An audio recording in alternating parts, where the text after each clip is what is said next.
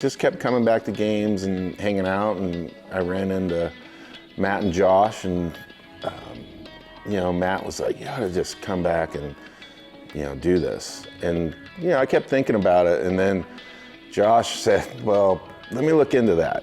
And when he looked into it, he goes, "Well, you could be the student coach." And I'm like, that's a little different. So once you kind of break that down, I'm like, it always bothered me that I never graduated. So I'm like, you know what? I think it would be fun.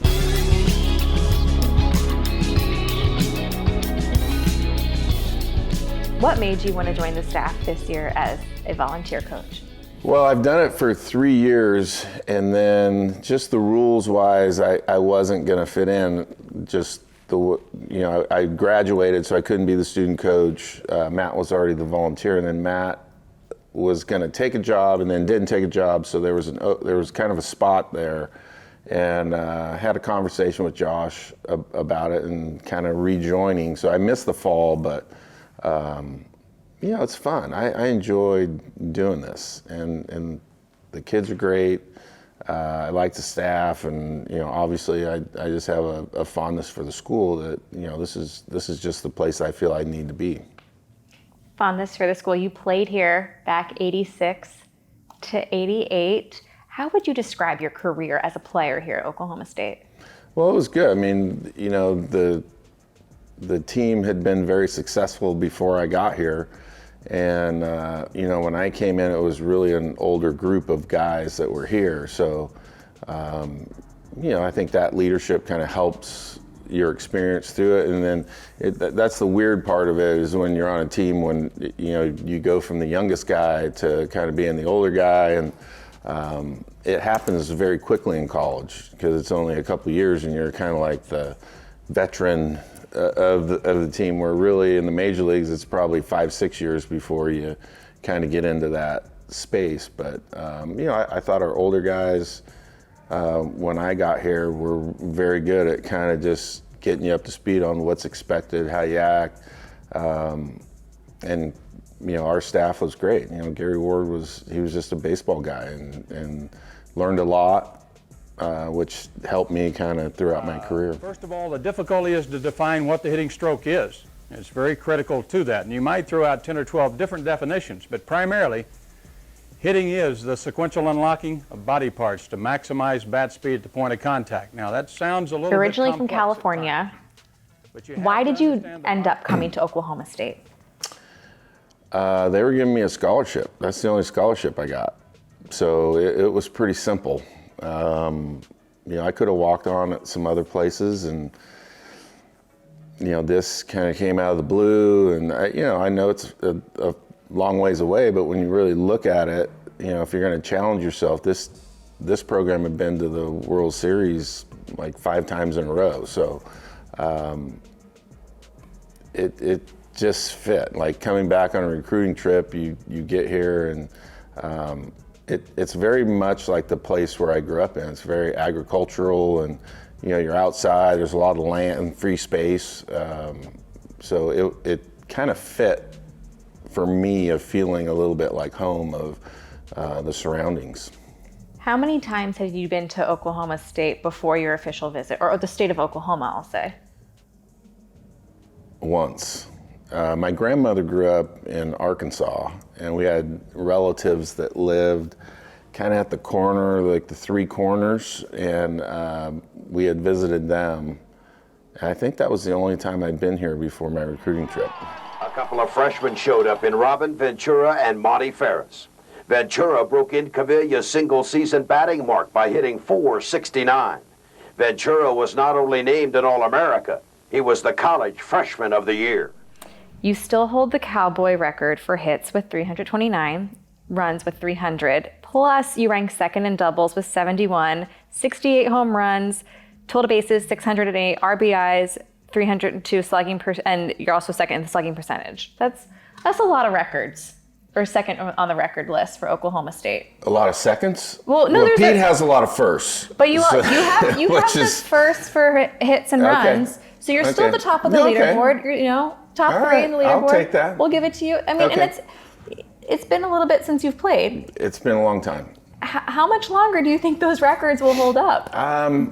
It depends. The game has changed somewhat, and I think there's, bullpen-wise, in today's game, it's better than it used to be when I played. So I think that's going to be tougher for guys to kind of, bats are different.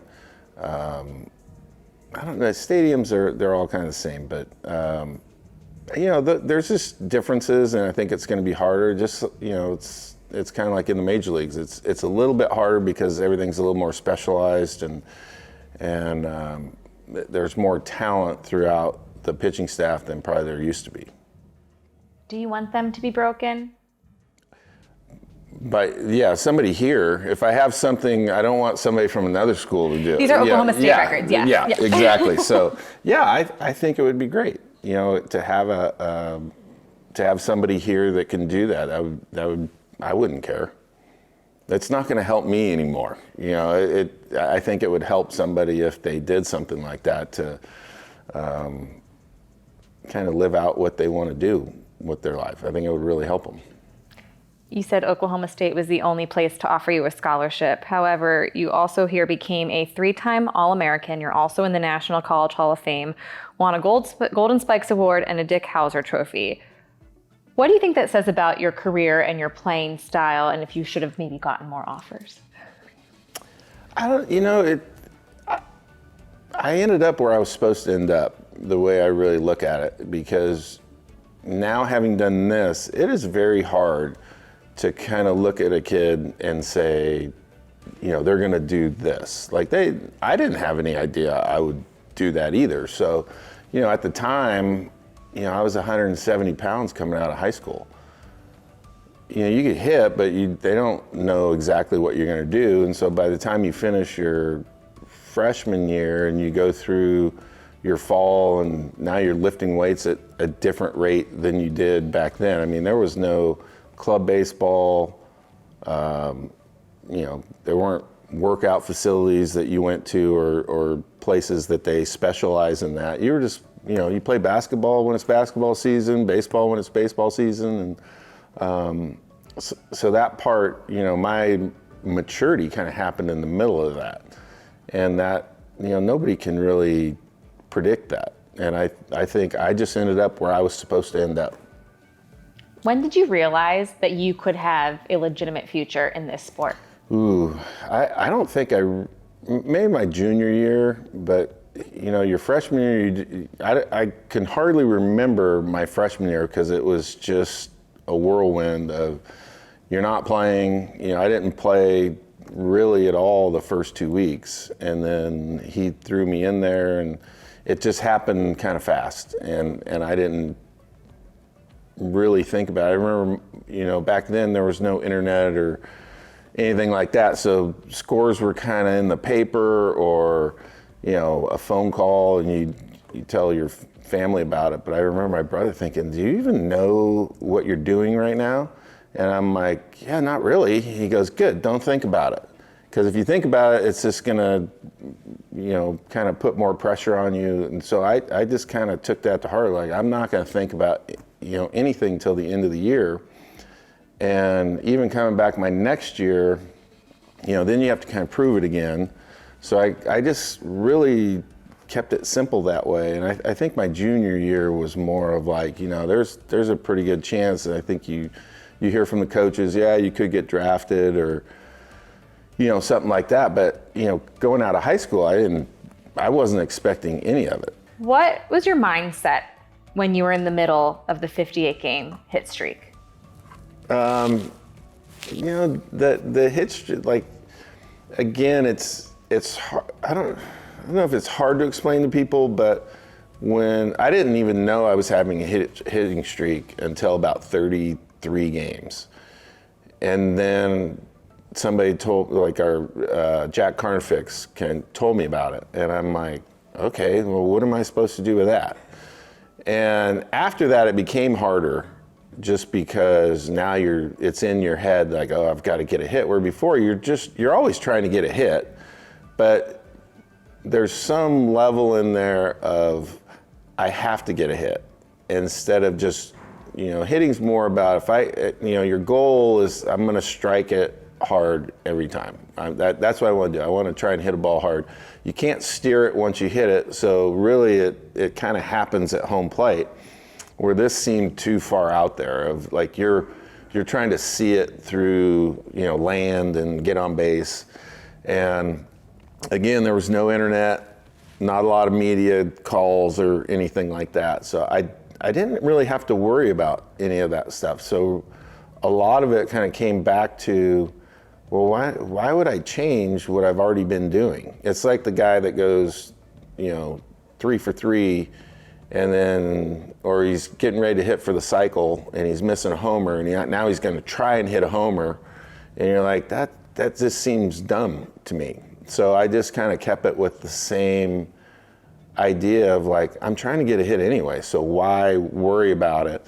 And then by the time it ended, we were already at the World Series, which the whole point of it is we won the game. So I was like, well, I'm happy on this end and this is over. So it was kind of a relief in some ways that there wasn't that focus on what I was doing. It's more about what our team was doing.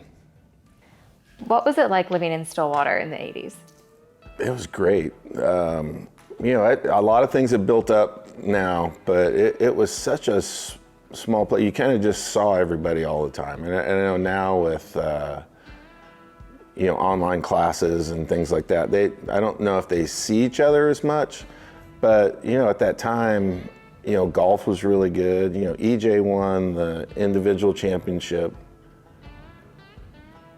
I won the Golden Spikes and Barry won the Heisman, all in the same year. And then we had, you gotta remember, our basketball team was good too. We had John Starks was here, and it was funny running into him when I played New York. He was on the Knicks.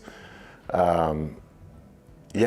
had Thurman. Hartley Dykes played baseball, so he, what a tremendous athlete.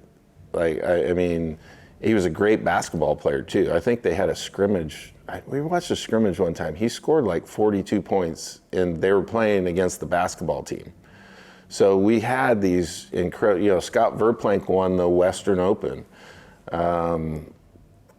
We just had a lot of people that were doing great things. And it was just fun, kind of John Smith, Kenny Monday, Tom Erickson, Vince Silva, all the wrestlers. Vince Silva, who was here as a wrestler, was actually from my hometown. So wrestling and baseball kind of hung out a lot, which was just fun. But John, I remember actually going back to the Olympics, John and Kenny were there at the same time. So the way our schedules were, we were off when they were wrestling, so we got to go and watch them wrestle. So I saw John actually win his gold medal, which was cool. It was fun. It was like people were everywhere. It was, I think Michelle Smith was on the softball team at the time. It was really crazy. It was like there was a lot of good stuff going on around here. Junior year was 88. Yeah. And that summer, after your junior year, you represented the United States in Seoul and won a gold medal. The grounder. Ventura throws on to Martinez. USA 5-3. The United States gets the gold, and happiness reigns. What was that like for you? It's the purest experience of being on a team I've ever had, and it's hard to explain to people, but in college everybody wants to play, and different things are happening for your college season. In the pros, nobody really wants you to do that well, because that means they're not moving up through the minor leagues. So even if you have a team, they're not really cheering for you. They're happy for you, but they're not that happy for you. But this experience of being on the Olympic team, nobody cared. You just wanted to win. And it was such a cool experience to not only have the USA and understanding who you're playing for, but to be on a team that was just about winning. There was no jealousies. There was no anything. It didn't, like, if you played, great. If you didn't, you're rooting for the guy that was playing ahead of you. And I think that's what made that so fun. And I didn't have an experience like that until then, and I didn't have one after that at any point. 88 was a pretty good year for you. Olympic gold, drafted into the major leagues. What was your reaction when you found out the White Sox took you with the 10th pick? It was weird because, again, back then you just kind of heard, what teams liked you and what teams didn't. And having a conversation with Tom Holliday, yeah, the Dodgers say they're going to take you. And I think they were picking like 5th or 6th. And nobody ever mentioned the White Sox. So when we were here, I think the draft happened right during our regional, or right after the regional, and Tom said, "Hey, come on in," and you walk in the stadium, and he said, "Yeah, the White Sox picked you." And I'm like, "Really?" And I didn't know anything about the White Sox at the time. So, but you're happy that you got picked, but I didn't know anything about the White Sox. When did you make your major league debut? That's a good question. Can be the year, doesn't have to be the It was specific 1989, so I played in the Olympics in '88. I played a year in Birmingham, and I got called up at the end of that year. I think it was like September 12th or something like that in Baltimore. It was right around that time. A guy named Wayne Edwards and I both got called up on the same. We were in AA and we got called up, but yeah, that one, that's like being scared. That's the time when you're nervous, you're scared. It's like you've never played before. You're just kind of numb, and I honestly don't remember a whole lot about that game either. You're just trying to not mess up, play well, but it got a little easier as you play more games. But that first game, you're just kind of numb because this is it. This is as good as it gets. And you're seeing guys like we were in Baltimore, so you got Cal Ripken and Eddie Murray, guys that you've seen on TV. And that's the weirdest part of that first experience is you're playing against these guys that you grew up watching, and you tried to imitate them and swing like them and be like them, and all of a sudden you're on the same field, and sometimes it's hard to cut that off of like being the fan watching them and having to actually try and compete against them and play against them. What's it like now after the career that you've had, knowing that I'm sure there are plenty of kids out there, especially in Stillwater, who want to be like you? I hope they do better. Again, when you have these kids here and you see younger kids watching games and excited for those kids, to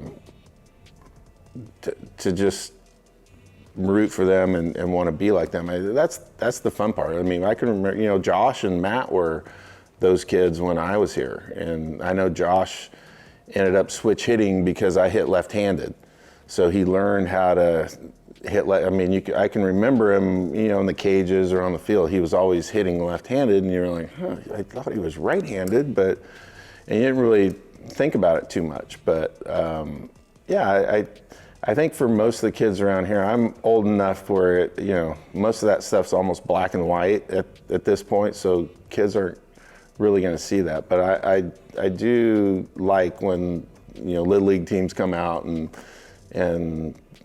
they have a favorite player. I think that's cool.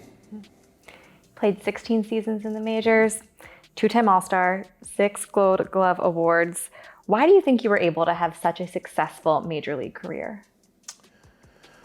That's a good question. Again, at some point you go from coming here and not knowing really what you're going to do and if you're going to play at all, and then it keeps progressing. At some point you get comfortable kind of being uncomfortable, and I think as long as you don't get into I never had the, I deserve all this. I knew this was going to happen. That was not the case at all. But, you get a sense of you belong. Not that you knew it all along, but you're like, oh, I can do this. I can play. And I have sort of just a level personality, so I've never was really too high or too low. You just kind of do what you do, and if you think about it a lot, it just always seemed to get worse for me. So I just stopped thinking about it and just kind of just keep your head down and play and not let everything just kind of shake itself out. In 2011, you were named the manager of the White Sox, the team that originally drafted you. What did that mean to you, that they wanted you to come back? That surprised me. I mean, I went to work for them as a minor league coach, and I was not expecting all that. I didn't have immediate thing, a mindset of I'm going to manage someday. But I get in some ways why they wanted to do it. But it was a very good learning experience of just having to deal with people and different types of players, whether it's the star player or the last guy on your roster. And I think that's, you don't treat them all the same, but you treat them fair. And that's basically what I tried to do. What was it like transitioning from a player to a coach? Well, you realize, when you're a player, you're just taking care of yourself. Working out, whatever it is, whatever you have to work on, you figure it out yourself. But when you're a coach, there's 25 screaming needs, and you have to figure out which one's the most important when you walk in every day. And so that kind of became the game, really, is trying to walk into that locker room every day and figure out who needs, whether it's a hug, kick in the rear end, or, just to sit down and talk. So that's probably the bigger issues, because they all know how to play, and you can help them with little things here and there. But, most of that stuff is just kind of keeping them on the right track every day. What made you ultimately decide to come back here to Stillwater? I was coming back for football games, and E.J. Pfister and Bob Tway, all the golf guys. And I had a friend named Steve Hayworth, and that was in Chicago, that went here too. And they have a tailgate, and just kept coming back to games and hanging out. And I ran into Matt and Josh, and Matt was like, "You ought to just come back and do this." And I kept thinking about it, and then Josh said, "Well, let me look into that." And when he looked into it, he goes, "Well, you could be the student coach." And I'm like, that's a little different. So, once you kind of break that down, I'm like, it always bothered me that I never graduated.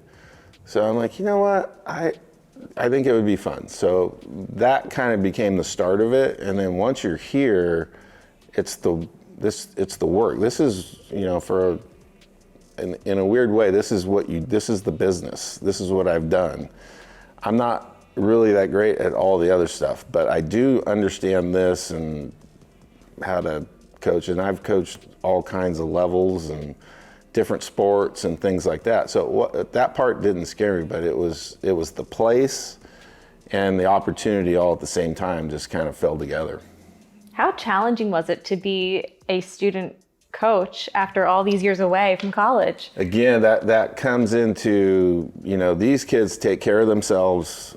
They come in, did their work, and they're gone. But when you're a coach, you're here earlier, you leave later. So there was a lot of, punching a computer at midnight, getting a paper in by midnight that, and that whole thing was new to me too. So it took me a lot longer than the kids do to get an assignment in. But I think at the end, I'm proud that I did it, that I actually figured out the time and how to do it. Like, I kind of set myself up a little schedule. Wednesdays were like my days to get everything done, and because we had an off day. But yeah, it was hard. Yeah, it was not easy. I'll say that. Were you in any classes with any of the players? Oh yeah. It was. I think if somebody can go back and look at all the little postings that you're supposed to have about a certain subject, when you have to put I think there's like 3 or 4 posts you have to put in a week. They took shots at me a lot. They really did. And I tried to stay more adult-like and not fire back at them. But yeah, they took some pretty good shots at me. They were funny too. The kids are funny. Did you ever consider making them run sprints or do extra sets in the weight room as punishment for those shots fired? No, I just paid really close attention to them, so at some point I can get back at them. I had something, but I didn't want to put it out in the public. I didn't want to do that. But they were very good at it. What's your advice to the guys on your team and in general who want to make it to the majors? It's just understanding how to work properly, and a lot of it is, even though these kids, our facility is fantastic.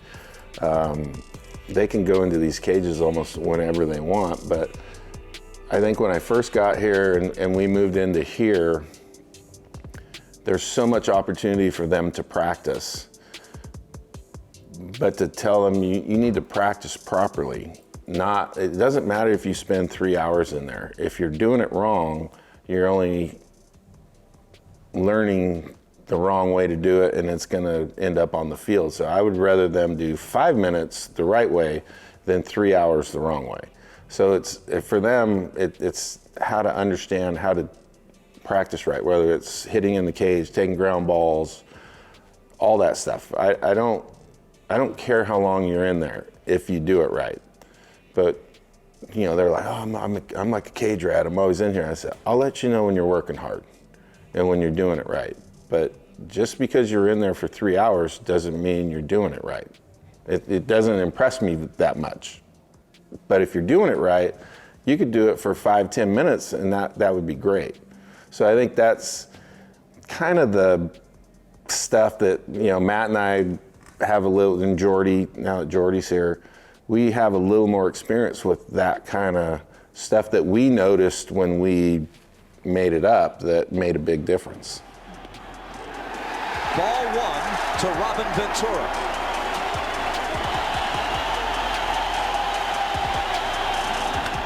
A drive to right, back to Georgia.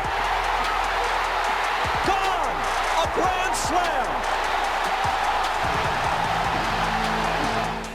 They will not let Robin Ventura run around the bases. You've had a very successful career, played at the highest level. Putting you on the spot, what is your favorite memory of your entire career as a player or a coach? Well, the Olympic experience is still the best one. Kind of winning, I've always tried to, I enjoy the team part of everything, so I'm proud that we always won the Big 8 here. When I was on the Mets, we won the National League. I can remember those things. Individual stuff, you might remember a play here and there, but with those, you don't know if that's luck or anything else. But when you win something, it's not luck.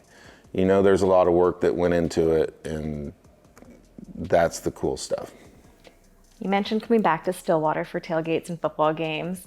I've heard about your tailgates. I hear the menu is phenomenal. The menu is fantastic. Hi, I'm Robin Ventura. Hi, I'm EJ Pfister.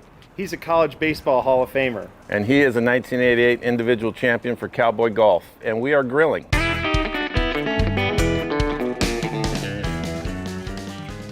What is your favorite thing on your tailgate menu? It's hard. EJ's he's like a world-class smoker. He does great ribs. I'm kind of a little bit of a one-trick pony, and I came from California where tri-tip is like, if you don't learn how to cook it, you you're not really from our hometown. So I learned from my dad, just kind of standing next to him and doing it. And when I came back to those tailgates, I made tri-tip one time, and Bob Tway said, "This is happening every time you come. This is now an official menu item." But sometimes it gets a little too much, because we'll make tri-tips. I'll make tri-tip sandwiches on one side of the grill. EJ will make his ribs on the other side, and then Steve Hayworth comes down from Chicago and he does king crab. Yeah, that's a lot it's going pretty on. special. Yeah. And so, yeah, we get a lot of stragglers trying to come in and take some stuff, but we eat well. I know that. How do you get an official visit to your tailgate, official invite? Well, come by. All right, great. I bake, so Okay. I'll bring Okay, dessert. yeah. Well, you have to bring something if you're. Of course, yes, Yeah, yes. totally.